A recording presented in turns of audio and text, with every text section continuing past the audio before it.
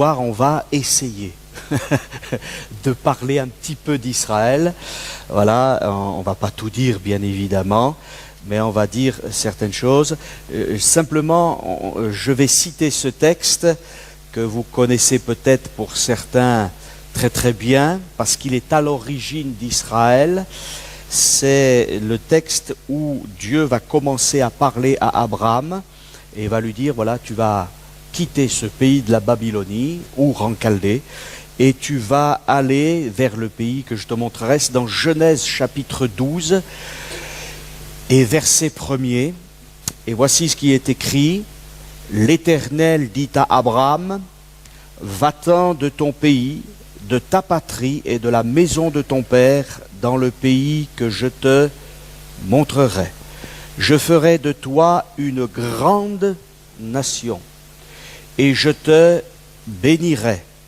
Je rendrai ton nom grand et tu seras une source de bénédiction. Je bénirai ceux qui te béniront et je maudirai ceux qui te maudiront. Et toutes les familles de la terre seront bénies en toi. Amen, c'est la parole de Dieu. Vous savez, nous les êtres humains, on a nos pensées, on a nos idées, on a nos affections, nos sentiments, on a nos expériences, ce qui s'est passé, et parfois nous avons en quelque sorte notre petite philosophie par rapport à notre vécu, par rapport à notre histoire. Mais ce qui est important, c'est que Jésus est venu. Nous parlons de la venue de Jésus. Et Jésus vient pour des individus, il est venu pour constituer l'Église, il est venu pour les nations, il est venu aussi pour Israël, et Israël est une nation. Voilà, et c'est une nation, même je vais dire, en devenir. Parce que si on regarde bien l'histoire d'Israël, on s'aperçoit que pendant très peu de temps, enfin pendant des années elle a été nation, mais que pendant aussi des milliers d'années elle n'a plus été nation. Et dans le cœur de l'homme qui s'oppose à Dieu, consciemment ou inconsciemment, d'ailleurs souvent inconsciemment, mais aussi certains inconsciemment, il y a cette pensée que Israël, eh bien, ça peut être un peuple.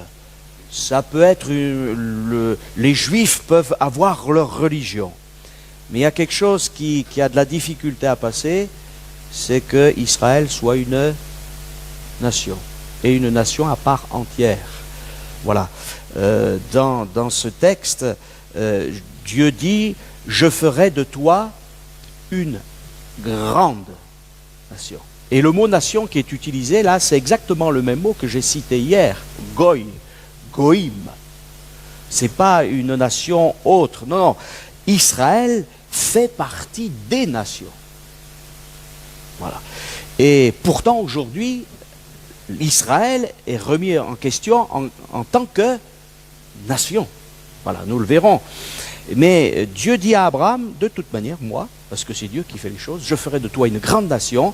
Et après, il parle du nom d'Abraham. Je te bénirai, tu seras une source de bénédiction. Et il y a quelque chose au verset 3 qui est terrible. Je bénirai ceux qui te béniront, je maudirai ceux qui te maudiront. Ça, c'est quelque chose de terrible, hein. Aujourd'hui, il y a des gens qui disent, voilà, Israël n'a pas de part, il n'a pas de droit d'avoir de territoire, voilà, mais voici ce que Dieu dit, hein. Je vais faire des résumés parce que Zacharie 2 dit ceci, car ainsi parle l'Éternel des armées, après cela viendra la gloire. Et bien sûr, la gloire de Dieu, il m'a envoyé vers les nations qui vous ont dépouillés. Mais Dieu dit, car celui qui vous touche, touche à la prunelle de son œil. C'est la Bible, hein. Vous savez, on peut lire que le Nouveau Testament. Mais on doit lire toute la parole de Dieu. D'abord parce que l'Ancien Testament n'est pas dépassé. Il y a des prophéties de l'Ancien Testament qui ne sont pas encore accomplies. Écoutez bien, parce que si vous discutez, vous n'allez pas suivre. Excusez-moi, hein. Ne faites pas comme certains étudiants. Voilà, c'est important, il y a un fil conducteur. Hein? Voilà. Car ainsi parle l'Éternel des armées, on touche à la prunelle même de Dieu. Alors peut-être quelques-uns vont me dire, oui, on le verra, hein, oui, mais Israël n'est pas un peuple parfait, etc., etc. Oui, comme si les autres étaient parfaits. Hein. Voilà, enfin, ça c'est autre chose. Mais la Bible nous dit aussi, au psaume 83 et au verset 5, en parlant d'Israël, « Venez, disent-ils, exterminons-les du milieu des nations,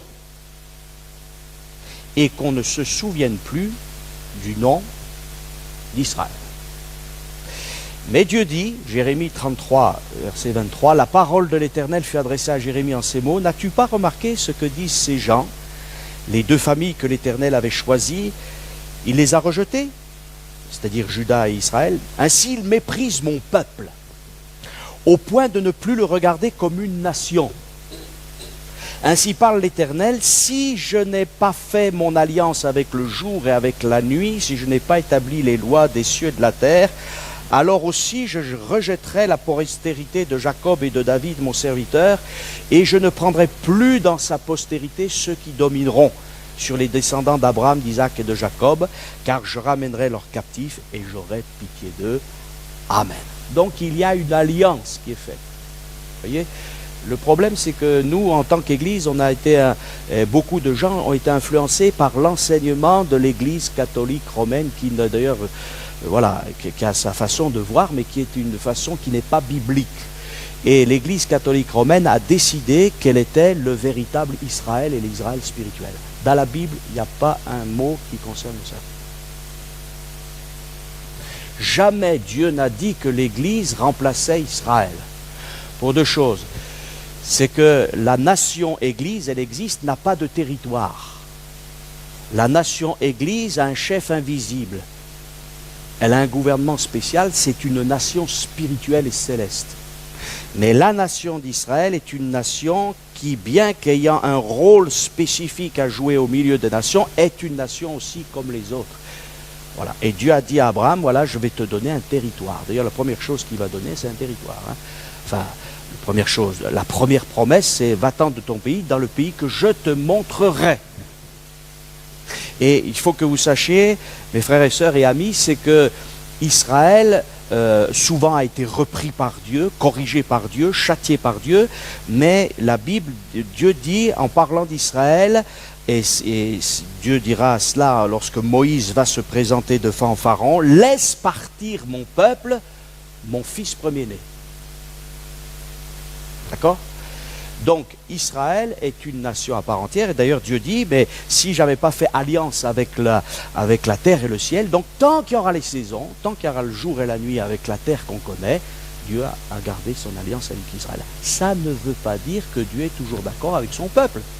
D'ailleurs, je ferai remarquer qu'avec l'Église, c'est pareil. Est-ce que vous pensez que dans l'Église, les épîtres ne sont pas là pour rappeler à chacun d'entre nous, en tant que peuple de Dieu, que parfois nous avons beaucoup de progrès à faire et des choses à arranger et à régler en permanence? D'ailleurs, dans un système éducatif, eh bien, il est évident que nous aimons, mais nous pouvons désapprouver.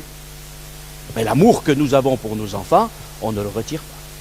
D'ailleurs, il y a une parabole qui est très intéressante en ce qui concerne l'aspect prophétique, parce qu'il ne faut pas oublier que les évangiles parlent de prophétie. Et lorsque Jésus est venu, il a parlé pour Israël et pour l'Église qui allait naître. Et il y a une parabole qu'on utilise très souvent dans l'évangélisation, c'est la parabole du Fils perdu et retrouvé. Et cette parabole, elle a deux significations. C'est qu'il y a deux types d'Israélites, ceux qui sont religieux et ceux qui ne le sont pas, comme aujourd'hui d'ailleurs, entre parenthèses, parce que vous avez Jérusalem, c'est le monde religieux, et vous avez Tel Aviv, c'est le monde laïque. Et ça existe dans toutes les nations, ça. Mais cette parabole aussi, enfin, cette explication concerne aussi le fils aîné. C'est qui le fils aîné? C'est Israël. C'est Israël. Et le fils cadet, ce sont les nations. Péché, mais ces nations sont revenues aussi à Dieu, parce que quand il y a eu l'appel de l'Évangile, je me lèverai, j'irai vers mon Père, et je dirai, j'ai péché contre le ciel et contre toi. Et les nations sont aussi destinées au salut. Et ce fils aîné, il représente l'Israël qui a de la difficulté à comprendre l'amour du Père. Parce que c'est pas ça qu'Israël a de la difficulté à comprendre aujourd'hui. Qu'un Dieu peut faire grâce. Allez dire à un juif rabbinique, pas un juif messianique parce qu'il a rencontré Christ, mais un juif rabbinique que Dieu veut faire grâce et que c'est pas par les œuvres qu'on est sauvé, il est toujours choqué. Et c'est ce qu'enseigne l'apôtre Paul, parce que c'est la révélation de l'évangile, parce qu'à la croix tout a été accompli. Et dans la première venue de Jésus, eh bien, Jésus a réglé le problème du péché, il a réglé le problème de la propre justice de l'homme, il est venu pour cela. Et c'est difficile à accepter. Mais ce peuple, bien que rebelle, comme nous l'avons été nous aussi, est aimé de Dieu. Amen. Quand on regarde l'histoire de l'Église, on dit quelle folie, on va le découvrir. Et Jésus va dire des choses importantes. Il va dire le salut vient des Juifs, vous le savez, la Samaritaine, voilà, mais l'heure vient, elle est déjà venue où les vrais adorateurs donc adoreront le Père en esprit et en vérité. Mais juste avant, il dit à cette femme samaritaine, c'est dur, mais c'est comme ça, vous adorez ce que vous ne connaissez pas. Mais nous adorons ce que nous connaissons. C'est-à-dire qu'il y a à l'origine de l'histoire du salut de l'humanité, un homme, Abraham, ensuite Isaac, Jacob, ensuite les patriarches, un peuple qui est destiné à devenir une nation, et une nation exemplaire. Et malheureusement, comment dirais-je, Israël a échoué dans bien des plans, et je vais vous dire, si vous faites une correspondance avec l'Église aussi, l'Église a échoué. Ne rêvons pas. Dans certains domaines, a échoué. On a parlé de nations chrétiennes, c'est archi faux. Parce que ces nations n'ont pas appliqué, tu aimeras le Seigneur ton Dieu et ton prochain comme toi-même. Voilà. Le salut ne vient pas du judaïsme. Attention, c'est pas pareil. Le salut vient des Juifs. Et qu'est-ce que représente Israël, même encore aujourd'hui? De quoi Israël est-il dépositaire? Qu'est-ce que Dieu a confié à Israël et dans lequel les Juifs ont été d'ailleurs très très fidèles? Parce qu'ils ont été infidèles dans certains domaines, mais très fidèles dans d'autres. Question, Lorsque Dieu a constitué le peuple pour l'amener à être une nation, il lui a donné une loi. Amen? C'est que c'est important les lois. Et là, il lui a tout donné. Tu aimeras le Seigneur ton Dieu de toute ton âme, de toute ta force, et ton prochain comme toi-même. Les 10 commandements, puis après, toutes sortes de choses aussi spécifiques à Israël en tant que nation et en tant que peuple, pour vivre. Pour être la lumière des nations. C'est ce à quoi ils étaient destinés. Amen. Il y a eu un échec d'Israël, il y a eu un rejet de la première venue du Messie.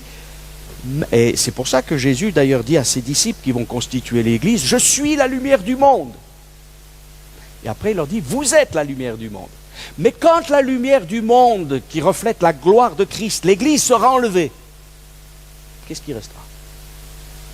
Les dépositaires de la loi.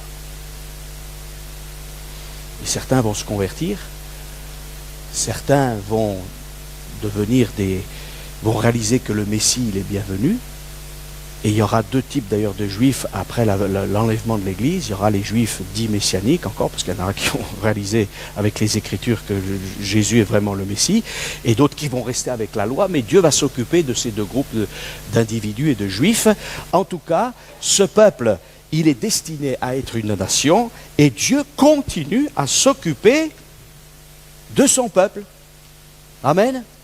Eh oui, parce que c'est qui rompt les alliances? C'est l'homme, pas Dieu. Parce que vous voyez, hier je parlais de l'alliance avec Noé. Dieu dit à Noé, je ne détruirai plus le monde par l'eau.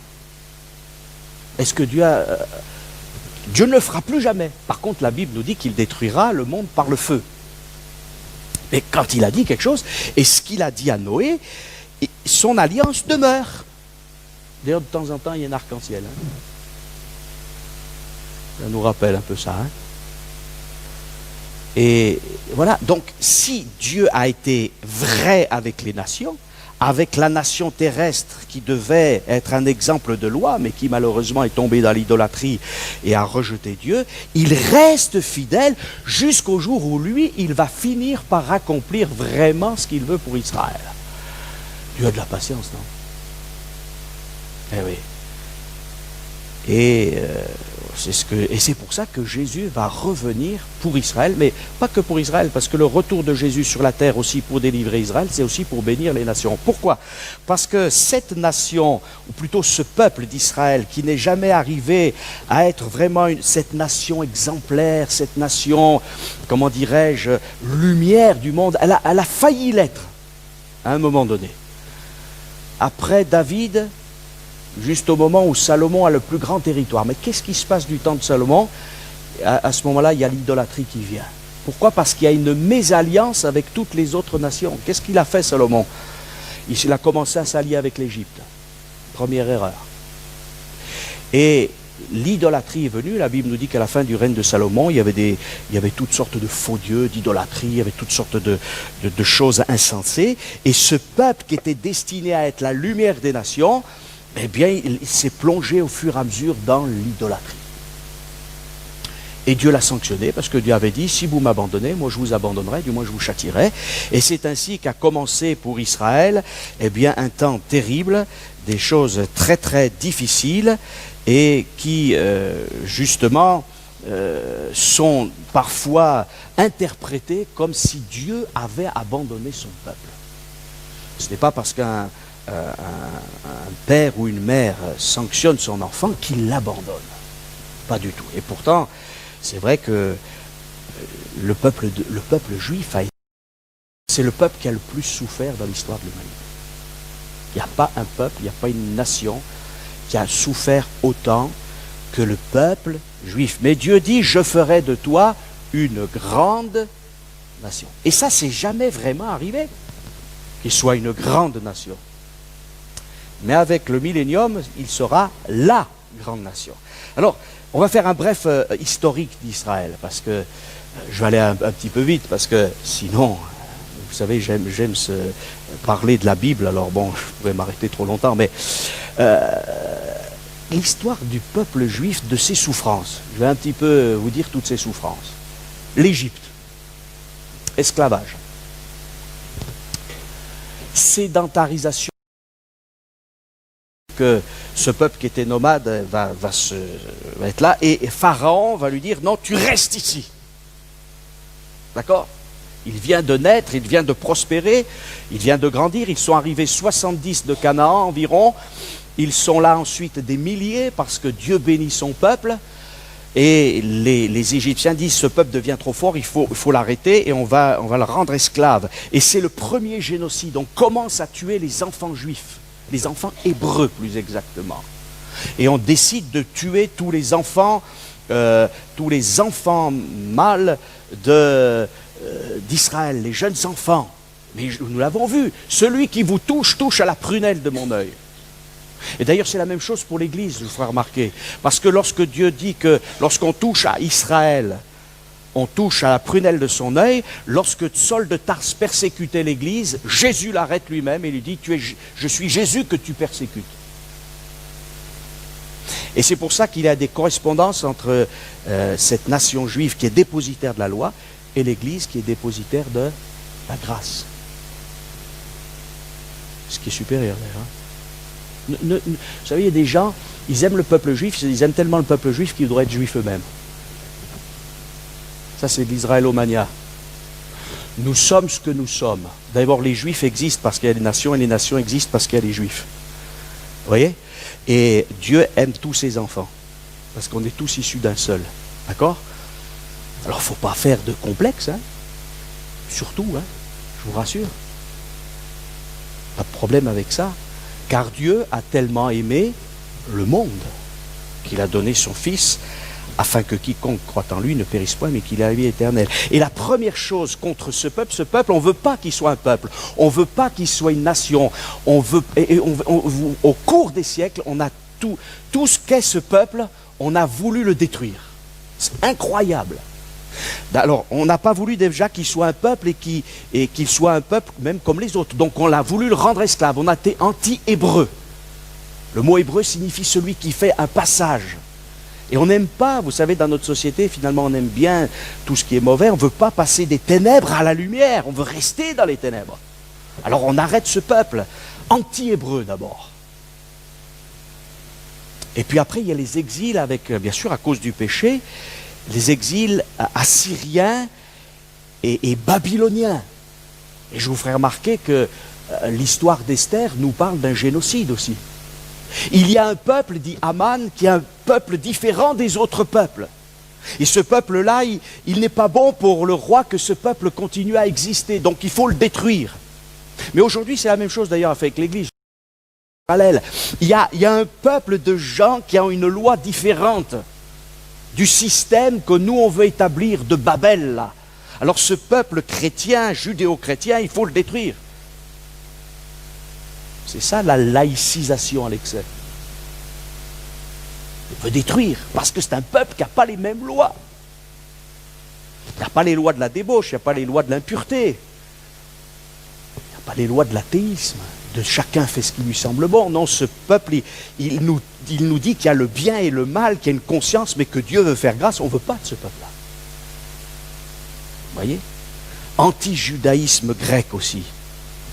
Vous savez qu'Antiochos Épiphane IV, qui est une image de l'Antichrist, c'est entre l'Ancien et le Nouveau Testament, la rédaction de l'Ancien et le Nouveau Testament, il a voulu forcer les Juifs à abandonner la loi. On a brûlé des rouleaux de la Torah, c'est-à-dire des 5 premiers livres de la Bible. Et puis on a voulu empêcher la circoncision des enfants, on a voulu placer une idole dans le temple, etc. On a voulu forcer. C'est là qu'il y a eu la révolte dite des Maccabées. Vous voyez? Donc voilà, parce que pour les Grecs, tout ce qui est beau est sacré. Même le beau, hein? On n'est pas comme ça dans notre société. Mais pour le juif et pour le chrétien aussi, c'est ce qui est sacré qui est beau. Pas pareil, hein? C'est ce qui est saint qui est beau. Vous voyez? Maintenant, ce qui est beau aussi peut être beau. Mais ce n'est pas ce qui est prioritaire. Alors on commence voilà. Alors il y a. Voilà. Et puis il y a le joug romain qui vient là. Hein? Voilà. Et la Bible nous dit que ce peuple, il a été aussi détruit. Et si on regarde, je vais vous donner des mots qui concernent le peuple juif. Déportation, dispersion, expulsion, spoliation, exclusion du corps social. Au Moyen-Âge, on ne voulait pas. Vous savez pourquoi les Juifs sont devenus des commerçants? Parce qu'on leur a empêché d'être agriculteurs, d'être artisans, leur a empêché de tout faire. Alors ils sont devenus prêteurs à gages, ils sont devenus commerçants, et après on leur a reproché de faire même des crédits. On reproche tout. Vous voyez? Ça ne veut pas dire que certains n'ont peut-être pas été plus ou moins malhonnêtes, etc. Parce que la nature humaine est ainsi faite, mais on leur a empêché exclusion du corps social, humiliation, persécution. On a dit ce peuple, c'est un peuple déicide, c'est-à-dire qu'il a tué Dieu. Il est le seul responsable de la mort de Jésus à la croix. Comme si les autres, on a remarqué hier que vous avez remarqué, il sera livré aux païens. C'est les païens qui ont fait comme l'exécution, que je sache. C'est qui a décidé vraiment de la mort? C'est Ponce Pilate quand même. On est tous coupables dans cette affaire. Et l'affaire de la croix, c'est une affaire universelle. Voyez? Mais à un moment donné, il faut bien qu'on trouve un autre coupable. Alors, voilà, il faut, comme on dit, un bouc émissaire. Mais d'ailleurs, le bouc émissaire, il est dans l'Écriture. Hein? Oui, mais ce n'est pas la signification. Celui qui a pris nos péchés, c'est Christ, lui le parfait. Et ce peuple, eh bien, on va être anti-juif. On va être anti-judaïsme. Il va connaître donc l'opposition des Égyptiens, des Assyriens, des Babyloniens, des Grecs, des Romains. Mais ce n'est pas fini. Le christianisme corrompu, parce qu'il faut parler de ce christianisme corrompu qui n'a plus rien à voir avec la Bible, qui n'aime plus son prochain, mais qui est devenu totalitaire. Et dans l'Espagne de l'Inquisition, eh bien, on va forcer les Juifs à devenir des chrétiens. Et ce n'est pas le modèle biblique, ça. Jésus a dit, allez par tout le monde, prêcher la bonne nouvelle, pas avec une épée pour forcer le christianisme. On ne fait pas des chrétiens, on fait des païens. Où les Juifs, ils restent juifs, ils sont restés à moitié juifs.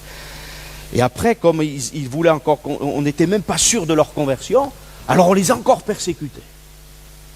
Et ces Juifs convertis, dont on n'était pas sûr de leur conversion au catholicisme, parce que ce n'étaient pas des chrétiens, on les a appelés les marranes, hein, qui vient d'un mot espagnol qui signifie porc. Marranos. Et traiter un juif de porc, c'est lui cracher au visage. Donc voilà, esclavage moderne. On a décidé en Espagne plus de juifs. Expulsion en 1494. Avec ce cortège de... Mais ce peuple opprimé, c'est comme un bouchon de liège. On appuie dessus, on pense l'écraser, hop, il sort plus loin. Et voyez, le diable, il fait toujours une œuvre qui le trompe. Parce que ce peuple aujourd'hui, on n'arrive pas encore à l'éliminer. Hein. Alors on a tout essayé. On a essayé de lutter contre sa spiritualité. Et des fois, ils n'étaient pas dans la bonne spiritualité, les Juifs, il faut le dire. Ils étaient dans les ténèbres avec toute la magie, etc. Mais ils ont gardé quand même la Torah. Ils ont gardé. Puis ils se sont embourbés dans la tradition, dans les réflexions de leurs sages, etc. Et puis là, après, on a dit, non, mais les Juifs, c'est une race maudite. C'est dans le sang que c'est maudit. Mais c'est stupide, ça. Ça, c'est le racisme, hein, bien évidemment. Parce que la Bible nous dit qu'on est issu d'un seul. Donc je peux pas, c'est pas parce qu'il y a quelqu'un qui a une couleur différente de peau de moi que il est différent, mais il est issu d'un seul, non seulement d'un seul couple humain, mais aussi d'un seul lieu.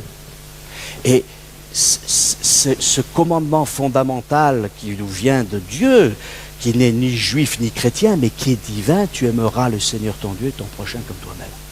Combien de fois bafoué, et en particulier dans le christianisme, parce que c'est les chrétiens qui ont presque encore plus persécuté les juifs que même les musulmans.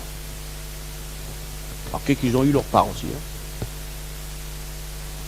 Pourquoi? Parce que le christianisme dominant a dit c'est nous qui sommes la vérité, même s'ils étaient enténébrés dans la tradition des hommes, et on a voulu imposer, et l'islam c'est pareil. Donc, on a esclavage moderne. Et puis après, il y a l'athéisme qui est venu et on a mis les Juifs dans des ghettos. Hein. Voilà. Dans les pays de l'Est, des pogroms. Voilà. Un mode. On tuait des Juifs et puis, du temps que les policiers ou les gendarmes arrivent, on est resté 2 ou 3 jours, il y avait des gens il y avait plein de morts. Combien de fois on a expulsé les Juifs de France, d'Angleterre, d'Espagne ou d'ailleurs, et ils sont partis ailleurs. On leur prenait tous leurs biens, on les expulse. Et même on est allé jusqu'à dire, mais de toute manière c'est normal qu'ils souffrent parce que ils ont rejeté le Christ, donc il faut qu'ils continuent à exister. C'est horrible hein, ce que je vais vous dire. Il faut qu'ils continuent à exister, mais qu'ils soient dans la souffrance pour que le monde sache que quand on ne croit pas au Christ, eh bien on souffre et on est amené à souffrir encore. C'est une façon d'évangéliser bizarre, vous voyez. C'est tordu. Et au cours des siècles, il y a toujours des Juifs qui ont rencontré le Fils de Dieu comme leur sauveur. Amen. Parce que de cette nation aussi, Dieu l'a sauvé. Et puis, il y a eu les nazis. Il ne faut pas oublier ça. La Shoah, une race supérieure. Et vous voyez, c'est assez fou de voir que... Qu'est-ce qu'il a dit, Hitler? Il a dit, je donnerai à l'Allemagne un règne de 1000 ans. Pourquoi 1000 ans? Pourquoi pas 2000 ou 3000? C'est l'esprit de l'Antichrist. Vous voyez? Et cet esprit-là, il n'est pas fini. Alors maintenant, on dit, c'est interdit d'être antisioniste. D'être antisémite, pardon. Alors, bien sûr, c'est interdit surtout en Europe et dans les lois françaises, on n'a pas le droit. Il y a certains qui ont eu des problèmes ces derniers temps. Et par contre, sur tous les sites internet du monde, on a le droit d'être antisioniste. Non? Je ne fais pas de la politique ce soir. Ne croyez pas. Je ne suis pas en train de vous dire qu'Israël est toujours un bon peuple. Mais s'il y a des nations qui existent et qui ont leurs défauts et leurs péchés, pourquoi Israël n'existerait pas aussi avec ses défauts et son péché? En attendant que la grâce de Dieu opère aussi pour lui. C'est injuste, hein? C'est ce que dit la Bible, hein? Ce peuple, je ferai de toute manière de toi une grande nation. Les juifs comme les non-juifs ont besoin.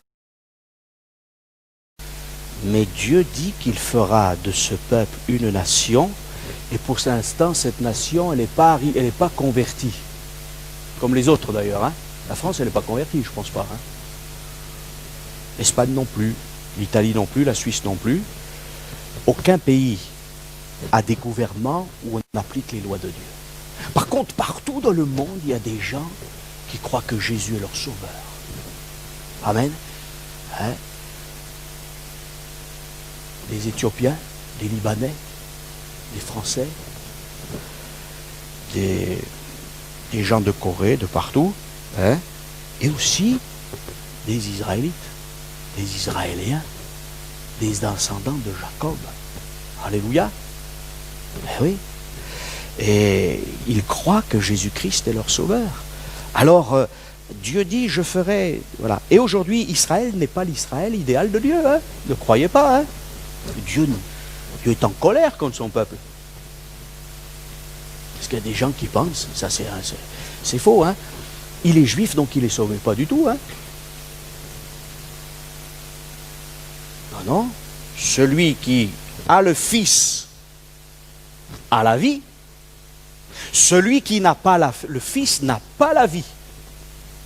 Et la colère de Dieu demeure sur lui. Donc c'est valable aussi pour les Juifs. Parce qu'il n'y a pas de paix, il n'y a pas de salut en dehors de Jésus-Christ, le Messie authentique. Et d'ailleurs, le psaume, Ésaïe 53 le dit bien, c'est qu'il est mort aussi pour les péchés de son peuple. Amen. Vous savez qu'Ésaïe 53 est interprété par certains rabbins, c'est pas le Messie, mais c'est le peuple d'Israël. Mais ça ne peut pas se tenir. Ce n'est pas possible. C'est le Messie. Et il faut la révélation divine. Alors aujourd'hui, on n'est plus antisémite, on est antisioniste. Et c'est du antisémitisme caché. Alors, je le disais hier, mais je vais le répéter, le mot antisémite a été créé au 19e siècle par un journaliste, et il a dit, voilà, c'est l'antisémitisme, mais le 19e siècle a été vraiment un temps très particulier d'antisémitisme. Il y avait des journaux antisémites, et on voit où c'est arrivé, puisqu'il y a eu cette fameuse guerre mondiale, où on a voulu détruire un peuple, où on a essayé de détruire ce peuple vraiment en cendres. Mais la prophétie d'Ézéchiel s'est réalisée parce que ces ossements qui étaient secs, eh bien, Dieu les a comme... Alors, antisémite, en fait, on devrait dire antichémite, parce que le mot sème, c'est une adaptation française, c'est Shem, et Shem, c'est le nom en hébreu. Donc, quand je suis antisémite, je suis contre le nom, mais pas n'importe quel nom. Quel nom? Le nom sacré. Dieu qui se révèle. Voilà, c'est pas pour rien qu'un des fils de Noé s'appelle Shem.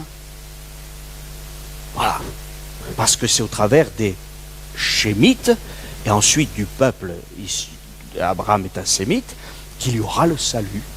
Voilà. Mais il faut savoir que les Arabes sont des Shémites. Alors pourquoi ce mot antisémite est-il appliqué uniquement aux Juifs? Eh bien ça, c'est la providence divine.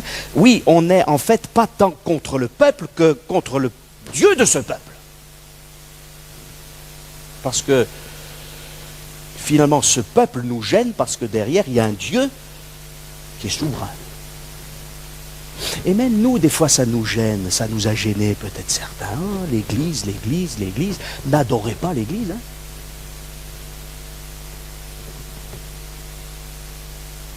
L'Église, c'est une conséquence de la grâce de Dieu. Et Israël aussi.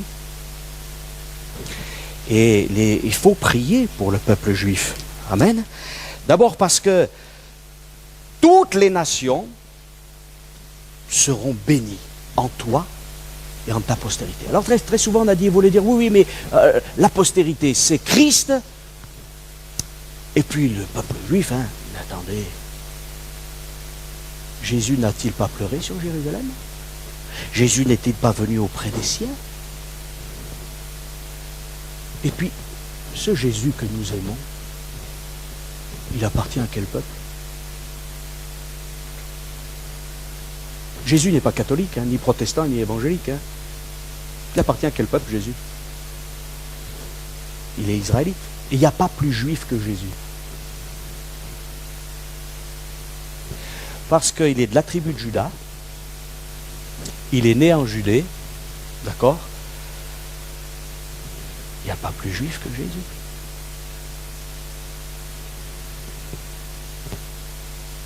Il est juif parce qu'il appartient au peuple juif, bien évidemment. Donc il est 3 fois juif, le Seigneur. Et je dis bien, il est. Parce qu'il est vivant. Il n'a pas renié ses origines. Est-ce qu'on est prêt à renier nos origines? Il ne faut jamais renier nos origines.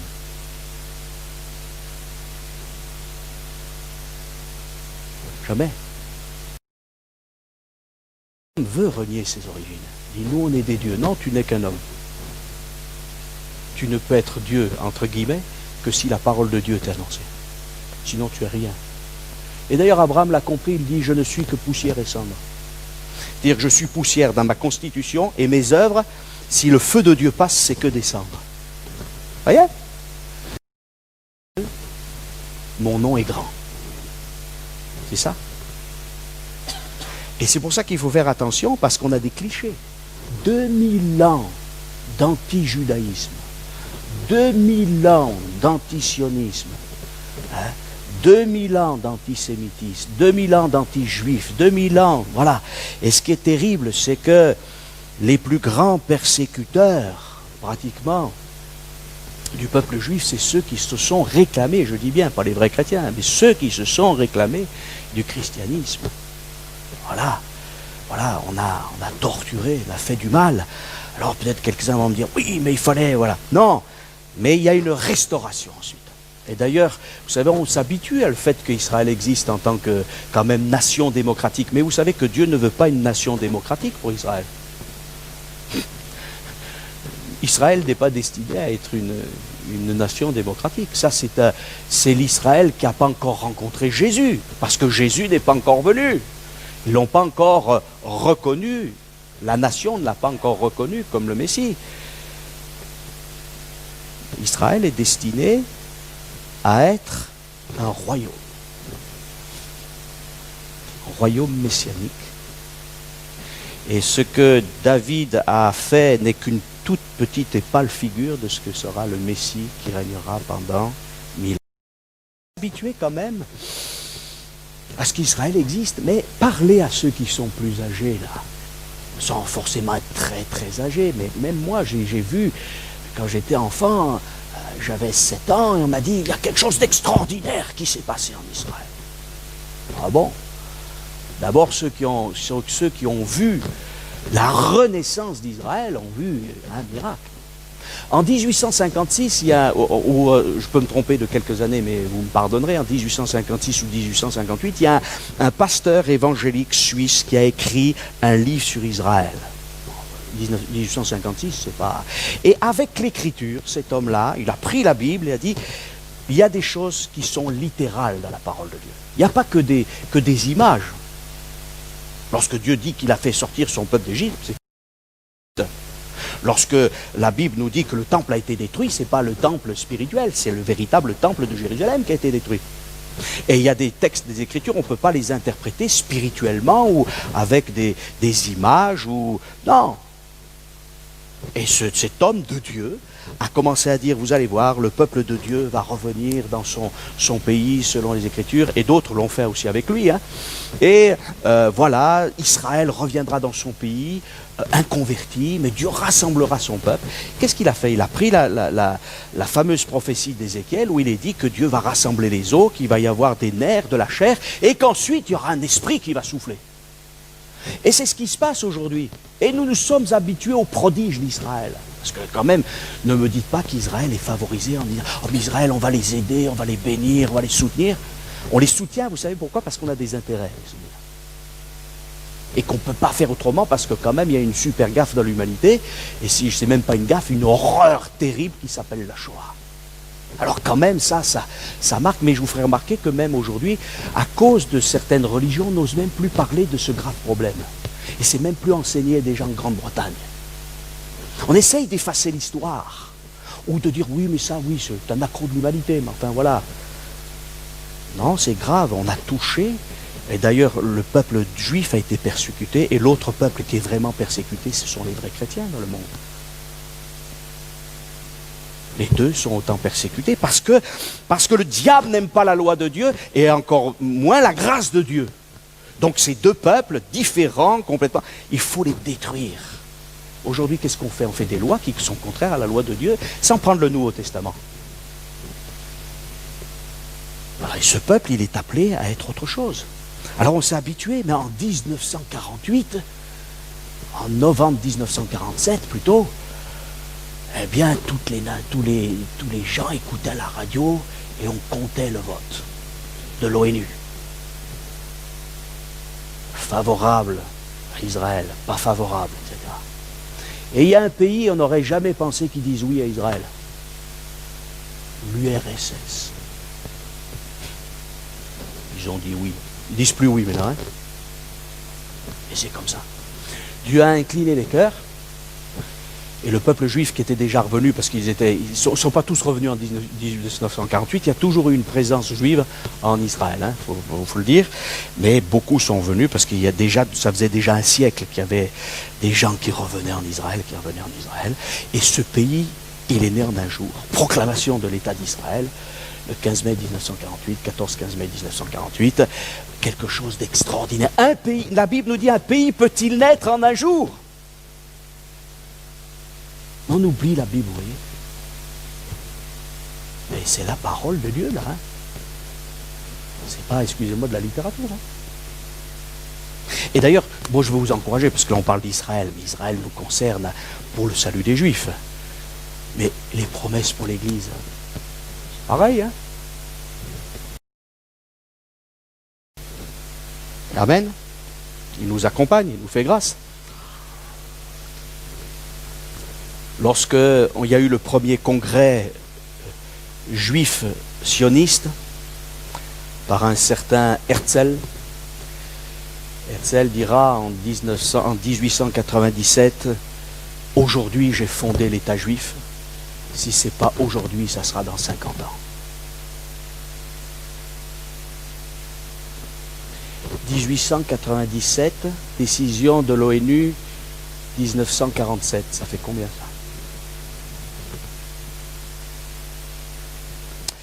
Lorsqu'Esther, je vous cite simplement de certaines choses, hein, lorsque la condamnation d'Aman et de ses fils, il y a 10 fils d'Aman qui sont tués. Mais le roi lui dit, est-ce que tu veux encore quelque chose? Il lui dit, oui, je veux que ces 10 fils qui sont quand même morts, je veux que tu les pendes au bois. Ils sont pendus au bois. À la fin de la guerre de 1945, lorsqu'il y a eu le procès des criminels nazis, on a condamné et pendu 10 responsables. Et on les a pendus. On aurait pu les fusiller, on aurait pu les passer à la chaise électrique. Hein. On les a pendus au bois. Maudit est quiconque est pendu au bois. Et il y en a des choses. Hein. Là, je vous dis que... Parce que c'est la parole de Dieu. Parce que c'est la parole de Dieu. Alors, il y en a eu des choses. Hein, et puis on a commencé à donner un petit bout de territoire. Et puis ça faisait déjà des années qu'il y a des gens qui ont dit on va fonder l'État juif, mais on va parler hébreu. L'hébreu, on ne le parlait qu'à la synagogue. On parlait yiddish, on parlait allemand, on parlait français, tout ça. Et vous savez que ça c'est invraisemblable. L'État d'Israël a fallu parler allemand.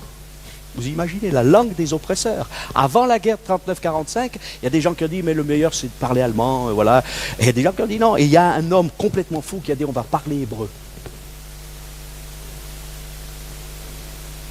Eliezer ben Yehuda.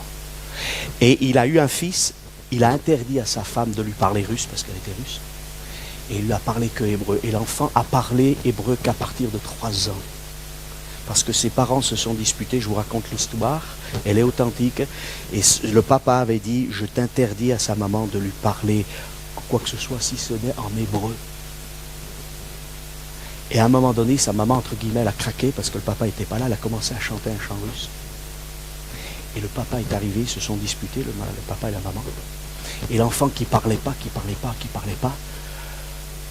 c'est au moment où ses parents se sont disputés qu'il a commencé à dire son premier mot, et pas n'importe lequel.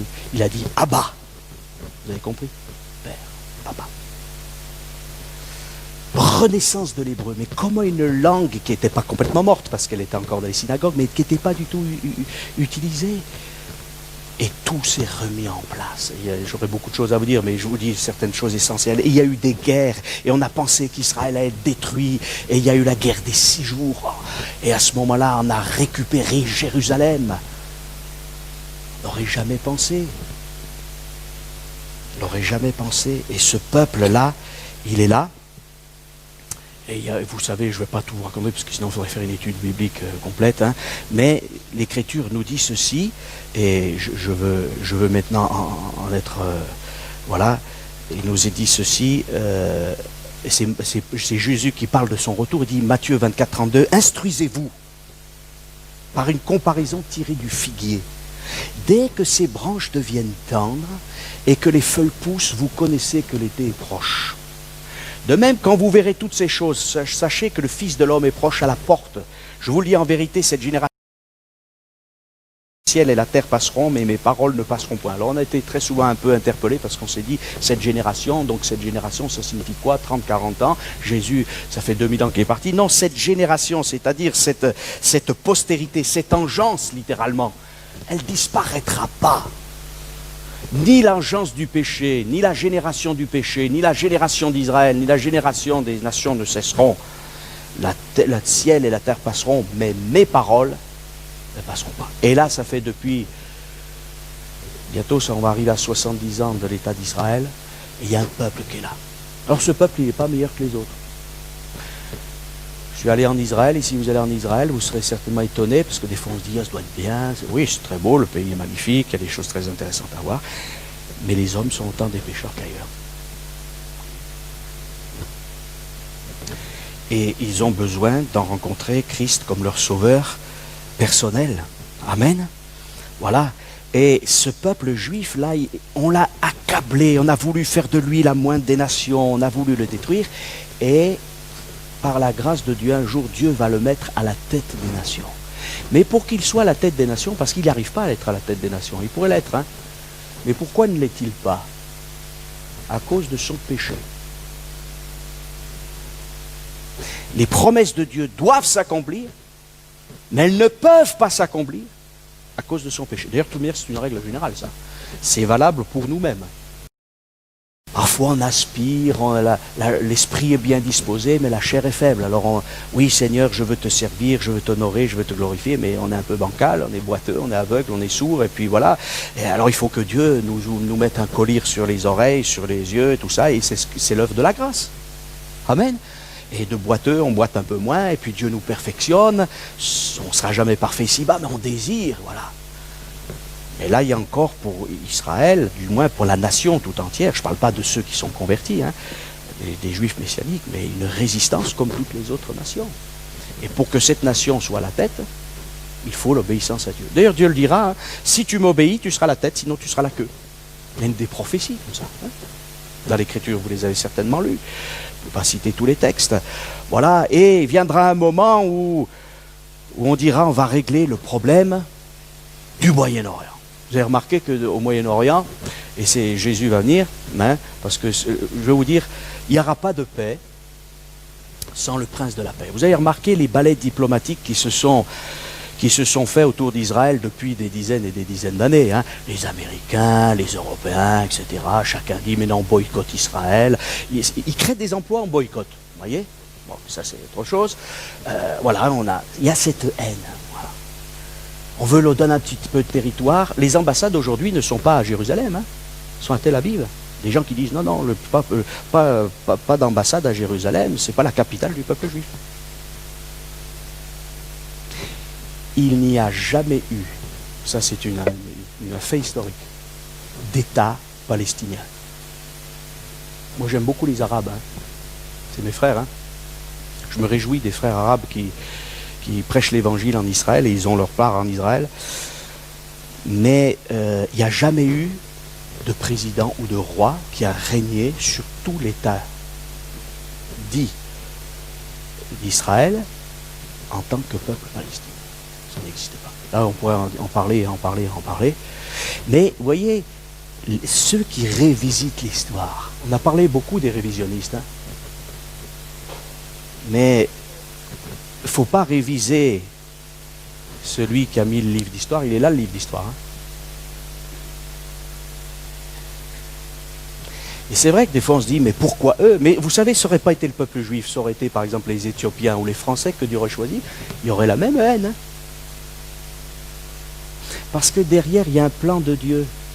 Voyez, et tous les périples du peuple de Dieu et des difficultés de l'Église viennent de Satan. Oui, vous savez qu'on a dit que les Juifs avaient fait un complot mondial, mais le complot mondial, il est satanique. C'est contre Dieu. C'est très important ce que je veux vous dire, parce que, bien sûr, c'est Israël, mais il y a beaucoup de leçons à tirer.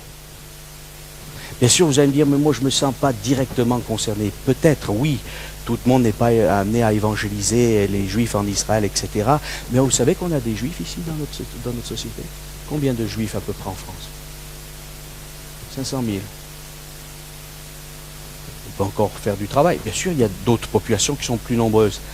Mais il ne faut pas les oublier. Il ne faut pas les oublier. Il ne faut pas oublier les autres aussi. Hein. Nous, de toute manière, on prêche pour tout le monde. On témoigne à tout le monde, hein, bien évidemment. Hein. C'est important. Et que Dieu nous donne de voir des gens de toutes les nations sauvés. Mais n'oublions pas. Il y a des gens qui ont dit, ah mais c'est le Seigneur qui le convertira tous quand il reviendra poser ses pieds sur le mont des Oliviers, donc nous on s'en occupe pas. Mais non! Que dit Paul? Que le salut, il est pour le juif, premièrement, et pour les Grecs. D'ailleurs, qu'est-ce que faisait Paul? Pourtant, il était destiné à évangéliser les païens, Paul, hein, alors que Pierre devait évangéliser les Juifs. Première chose, il a été dans une synagogue, prêcher à ses frères. Il n'a pas toujours été bien reçu, hein, mais il a été bien reçu aussi par d'autres. Il y a même des chefs de synagogue qui sont convertis. Bah ouais. Puissions-nous réfléchir. Alors, ce peuple d'Israël, il va connaître une grande détresse. Jésus prend son Église dans les airs. Pourquoi? Parce que je l'ai dit hier, l'Église est le peuple céleste destiné à régner. Et là où les démons auront été expulsés, parce que vous savez que les puissances démoniaques seront expulsées et vont tomber jusque dans l'abîme, eh bien ces anges infidèles seront remplacés par les chrétiens fidèles. Alléluia. J'ai vu Satan tomber du ciel comme un éclair. Celui qui s'abaisse sera élevé. Amen. Voilà. Ah, ça c'est autre chose. Et puis là, mais après, le Saint-Esprit n'est plus à l'œuvre dans l'Église, dans le corps de Christ. Ça ne veut pas dire que le Saint-Esprit ne sera plus là. Mais il sera là comme un petit peu, comme c'est même pas un petit peu, comme au moment de l'Ancienne Alliance. Donc le Saint-Esprit continuera à agir et Israël va se retrouver seul. Et certaines personnes, après l'enlèvement de l'Église, vont réaliser qu'il y a quelque chose. Pas entendu parler du message de Dieu, certains vont se convertir. Amen. Des juifs et des non-juifs vont se convertir encore, mais ça va être une période difficile pendant 7 ans, puisque l'Antichrist va faire une alliance avec Israël. Voilà. Ça c'est dans le livre de Daniel, je fais un résumé.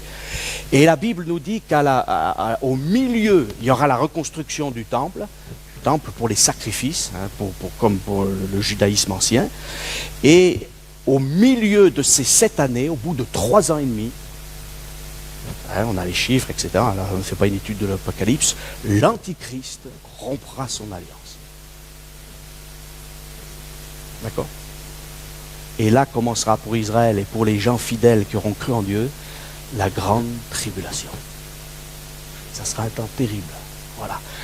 Beaucoup mourront. Et c'est pour ça c'est ceux qui sont sous l'autel, là, dans l'Apocalypse, où il nous est dit, jusqu'à quand, Seigneur Dieu est véritable? Voilà, ils sont là dans l'attente d'une délivrance. Et la Bible nous dit, voilà, Là je cite maintenant Zacharie chapitre 12 et verset 1er, il nous est dit ceci. Donc, ça sera un moment terrible et Dieu, pendant 3 ans et demi, permettra que l'ennemi fasse quelque chose, mais un jour, toutes les nations vont se liguer. Et Zacharie 12, verset 1er, il nous est dit, oracle, parole de l'Éternel sur Israël. Ainsi parle l'Éternel qui a étendu les cieux et fondé la terre et qui a formé l'esprit de l'homme au-dedans de lui. Vous voyez, on revient comme au début de la création. C'est un résumé. Voici Jérusalem, une coupe d'étourdissement pour tous les peuples d'alentour et aussi pour Juda dans le siège de Jérusalem. Vous avez remarqué que d'ailleurs on parle beaucoup des territoires.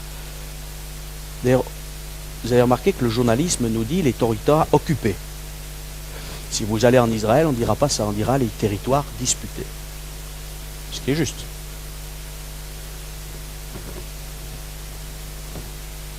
Et oui. Les colonies d'Israël. Si le territoire, Dieu le donne à Israël, ce n'est pas des colonies.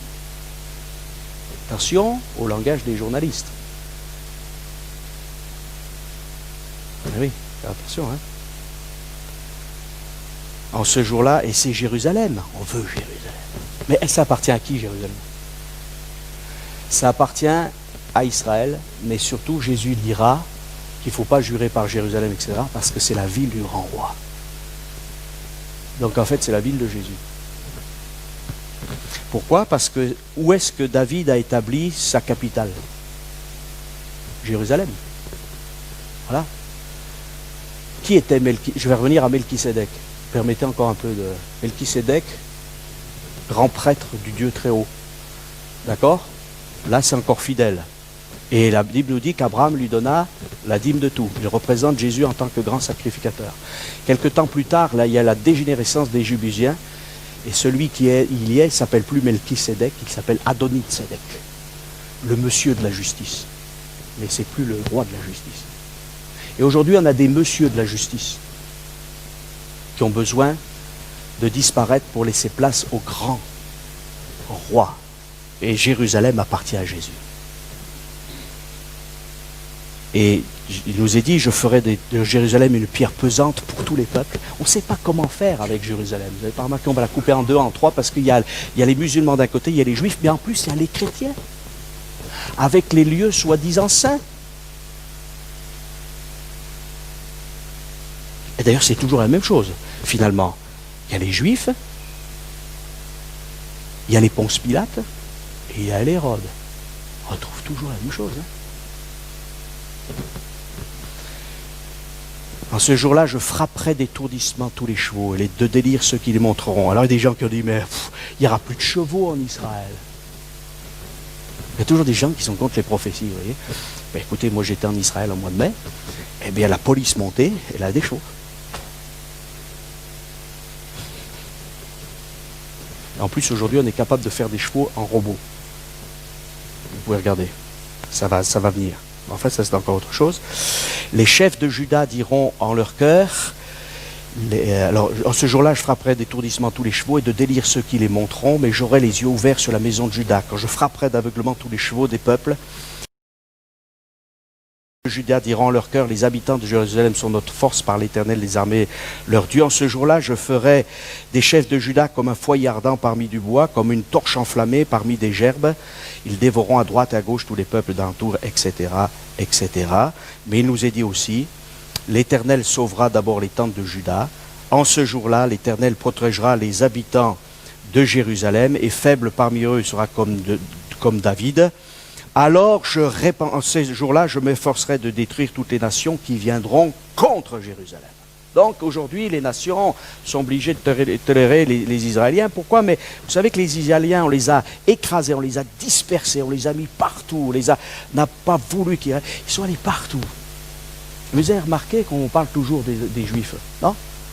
On a l'impression qu'ils sont partout. 15 millions d'individus en face de 7 milliards. Pourquoi? Mais on dit, mais c'est pas possible. Pourquoi ils ont du succès? Mais Dieu permet qu'on n'oublie pas son peuple, c'est tout. Et aujourd'hui, en Israël, il y a une concentration intellectuelle, de savoir technologique, dans la médecine, tout ça. Pourquoi? Parce que tous ces gens qui ont été dispersés, il y en a, ils étaient aux États-Unis, d'autres, ils étaient en France, d'autres, ils étaient en Allemagne, d'autres, ils étaient en URSS, ils travaillaient dans des laboratoires différents, ils ne pouvaient pas communiquer entre eux. Et le seul peuple qu'on a rassemblé pour qu'ils communiquent entre eux, c'est eux. Donc, conclusion, c'est eux qui font plein de brevets, etc., etc. Ils sont à la pointe du cancer, ils sont à la pointe de la technologie pour l'eau, ils sont à la pointe du nucléaire, ils sont à la pointe de plein de choses. Ils sont à la pointe de la littérature. L'une des plus grandes universités au monde, c'est celle, c'est les universités hébraïques.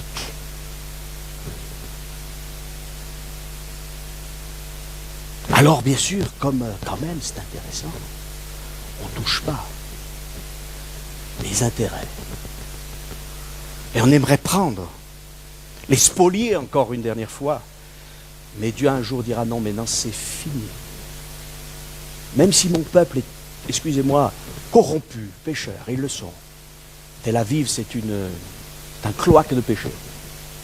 Mais néanmoins, je l'ai dit, et je vais permettre que ces nations viennent contre Israël, et là, dans leur détresse, parce qu'ils vont se dire maintenant on est perdu.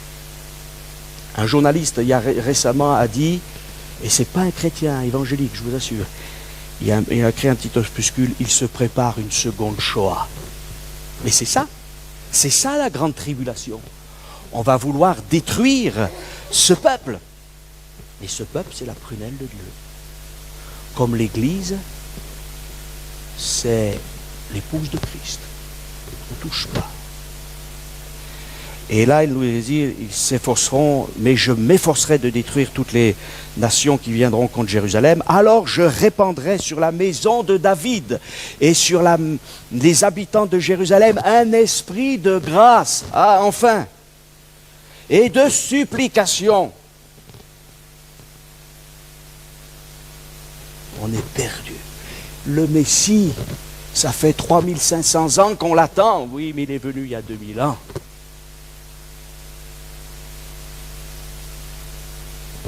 Le jour du décès d'un juif qui est maintenant un juif messianique, sa grand-mère lui a dit, elle était en train de mourir, elle lui a dit, tu sais, fils, il y a 2000 ans, on a fait une terrible erreur. Et lui s'est converti plus tard.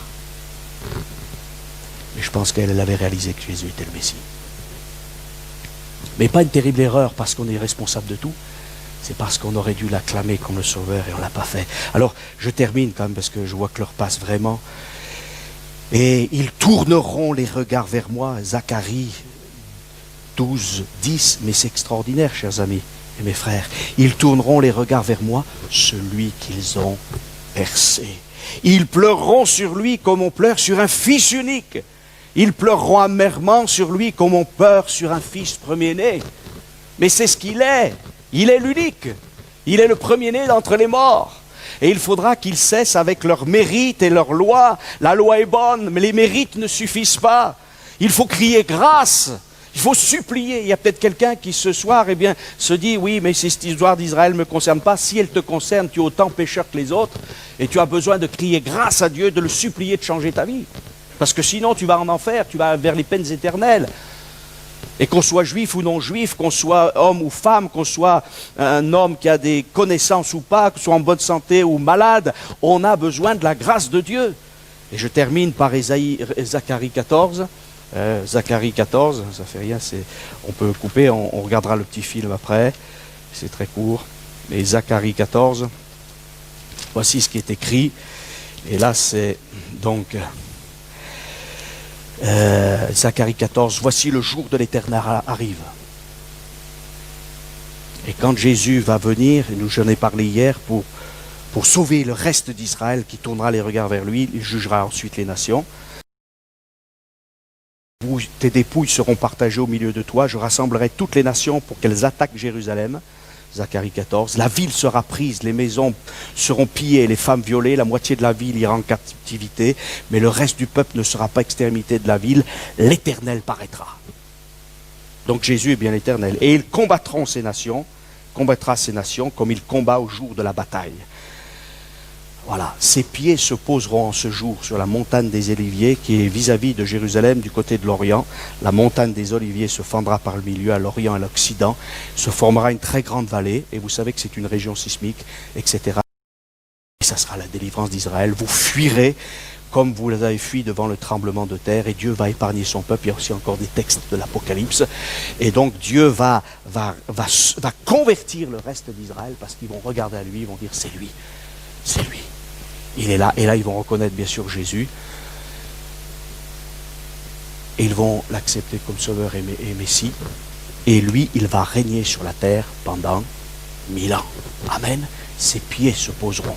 Cette région d'Israël, c'est une région sismique, puisqu'elle est entre l'Asie, l'Afrique et l'Europe. Et on parle de cette faille-là. Et au moment comptable, il y aura le tremblement de terre qu'il faut. Et je ferai remarquer que lorsque Christ est mort, il y a eu un tremblement de terre. Tout est là. Tout est là. Hein? Et donc, ça arrivera au moment où il faut. Mais comme dit l'Écriture, comme dit l'auteur de l'Épître aux Hébreux, aujourd'hui, si vous entendez sa voix, n'endurcissez pas vos cœurs comme au jour de la révolte. Les nations se sont révoltées contre Dieu. Paul, le livre des Actes le dit. Et le peuple d'Israël s'est révolté. Et ce n'est pas dans la révolte qu'on aura la grâce de Dieu, mais c'est dans l'obéissance, mais aussi dans la foi. Amen. Et s'il y a quelqu'un qui est malade, s'il y a quelqu'un qui est fatigué, s'il y a quelqu'un qui est usé, tournez le regard vers toi, parce qu'ils tourneront les regards vers celui qu'ils ont percé. Et nous l'avons percé, nous l'avons crucifié. Mais il est ressuscité et il veut nous faire grâce. Amen. Il y aurait beaucoup de choses encore à dire, mais j'ai voulu un petit peu peut-être replacer certains éléments, parce que parfois on est tellement inondé d'informations qui sont déformées, eh bien qu'il faut aussi revenir non seulement aux vraies informations, mais à l'Écriture. Alléluia. Alors prions pour le peuple juif. Si vous avez des ancêtres juifs ou si vous êtes juif vous-même, eh bien priez pour ce peuple et puis priez pour les autres. Parce que Dieu veut que tous les hommes soient sauvés et parviennent à la connaissance de la vérité. Amen.